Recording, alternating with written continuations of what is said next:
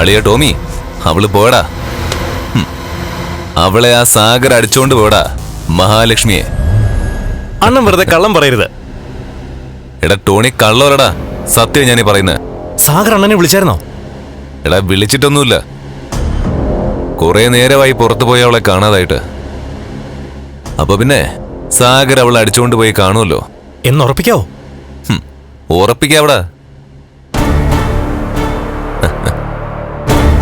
കുറച്ച് കഴിയുമ്പോ സാഗറിന്റെ ഒരു വിളി വരും. അണ്ണാ, ഞാൻ പണി പറ്റിച്ചൂന്നും പറഞ്ഞു. അങ്ങനെങ്കിൽ അവൻ ഇനി ഒരു 4-5 മാസം കഴിയാനുള്ള പൈസ അവന്റെ അക്കൗണ്ടിലേക്ക് ഇട്ട് കൊടുക്കണം. നിനക്കറിയാവോ, അഡ്വാൻസ് കുറച്ചിട്ട് കൊടുത്തതാ. എന്നാലും കണ്ണന്റെ ഒപ്പം മഹാലക്ഷ്മി മഹാദേവിയെ പോലെ ജീവിച്ചതല്ലേ. അപ്പം അതിനൊപ്പം നമ്മുടെ സാഗറിനെ പിടിച്ചേക്കണ്ടേ? അത് കഴിഞ്ഞ് അവളുടെ വയറ്റിലൊരു കുഞ്ഞു കുരുത്ത് കഴിഞ്ഞാൽ പിന്നെ കുഴപ്പമൊന്നുമില്ല. അവള് പിന്നെ അവനെ വിട്ടുപോകാൻ പോകുന്നില്ല. അവൻ വേണ്ടാന്ന് പറഞ്ഞാലും അവൾ അവനെ ചുറ്റി വരിഞ്ഞു നിന്നോളും. അണ്ണന്റെ കറണ്ട് തടിച്ചവളല്ലേ അവള്? അതിനുള്ള ശിക്ഷ ഞാൻ കരുതി വെച്ചിട്ടുണ്ടടാ ടോമി. ആദ്യം നമ്മൾ പ്രതീക്ഷിച്ചതും നടന്നത് ഒന്നാണെന്നറിയട്ടെ. അത് കഴിഞ്ഞിട്ട് അവനും അവളും കൂടി ജീവിക്കുന്ന വീട്ടിലേക്ക് എനിക്കൊരു പോക്കുണ്ട്. അവളെ പോലും പ്രതീക്ഷിക്കാത്ത സമയത്ത് അവളുടെ വാതിലിൽ മുട്ടി വിളിക്കും ഞാൻ. എന്നിട്ട് അവള് തേടിക്കൊണ്ട് നടന്ന കണ്ണന്റെ അമ്മാവന്റെ മകൻ മേഘനാഥൻ ഞാനാണെന്ന് അവളോട് പറയും. എടാ, അത് കേട്ടിട്ട് പിന്നെ അവൾക്ക് പോയി കണ്ണനോട് പരാതി പറയാൻ പറ്റില്ലല്ലോ. അതും കിടക്കടാ, അവനായിരിക്കും ആ സാഗർ. ഇത് സാഗർ അല്ലല്ലോ. ഇതാ ജ്വല്ലറിയിലെ മാനേജരാ. അങ്ങേർക്ക് വിളിക്കാൻ കണ്ട സമയം.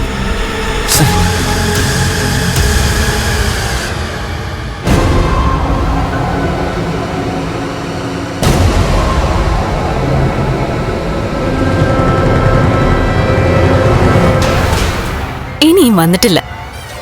വിളിച്ചിട്ട് അവളെ എടുക്കുന്നുമില്ല. നമുക്ക് പടക്കം പൊട്ടിക്കാൻ സമയമായോ ഉണ്ണിയേട്ടാ? ഇനി എവിടെയെങ്കിലൊക്കെ കറങ്ങി തിരിഞ്ഞു വന്നിട്ട് എന്തെങ്കിലും കള്ളക്കഥകൾ പറയുമെന്ന് അറിയില്ലല്ലോ. അതിനൊക്കെ അവള് മിടിക്കുക. നമ്മളെ കണ്ണൻ ആക്ഷേപിച്ചെങ്കിലും അവന് നല്ല നീരസമുണ്ട് മോളെ. കണ്ണന് ദേഷ്യം വന്നാലുണ്ടല്ലോ, പിന്നെ അവനെ പിടിച്ചാ കിട്ടില്ല. അവനൊരു തീരുമാനം എടുത്തതാ.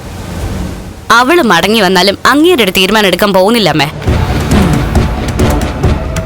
കല്യാണം കഴിഞ്ഞതിന്റെ പിറ്റേ ദിവസം തന്നെ അവളുടെ മുറിക്കകത്തൊരുത്തം കയറിയതല്ലേ. എന്നിട്ട് എന്തേലും സംഭവിച്ചോ? എന്നാലും അങ്ങേര് ഇങ്ങനൊരു മണ്ടനായി പോയല്ലോ. ഇതുപോലെ സ്വഭാവമുള്ളവരുണ്ടെങ്കിലേ പെണ്ണുങ്ങൾക്ക് എന്ത് അഹങ്കാരം വേണോ കാണിക്കാം. എവിടെ വേണമെങ്കിലും കറങ്ങി നടക്കാം. ഇതവളാ സാഗറിനൊപ്പം തന്നെ പോയതാ. ഇനിയിപ്പോഴേ 1-2 ദിവസം കഴിഞ്ഞേ അവളുടെ മൊബൈല് പോലും ഓൺ ആവുള്ളൂ. ഞാൻ ആ സാഗറിനെ വിളിച്ചിട്ട് അവനും എടുക്കുന്നില്ലല്ലോ. എടാ, അതാ പറഞ്ഞത്, രണ്ടാളും കൂടെ മുങ്ങി നടക്കുവാണെന്ന്. എന്റെ ഈശ്വര, അതൊന്നും നടന്നു കിട്ടുവാണെങ്കിൽ കുടുംബക്ഷേത്രത്തിലെ ഒരു ദിവസത്തെ പൂജ മുഴുവൻ ഞാൻ ചെയ്തോളാവേ. ദേവിക്കൊരു സ്വർണ്ണമാലയും ചാർത്താവേ.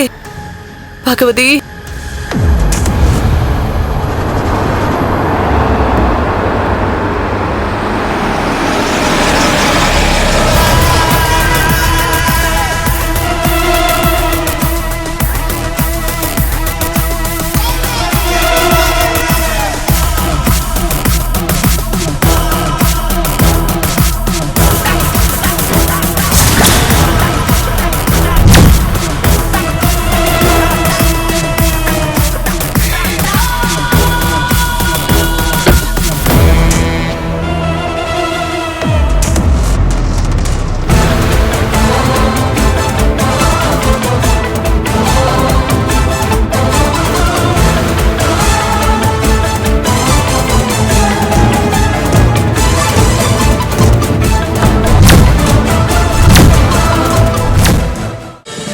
ഫ്ലവേഴ്സ് ഒരുക്കുന്ന കാഴ്ച വസന്തം യൂട്യൂബിൽ പ്രേക്ഷകർക്ക് ലൈവായി കാണാം.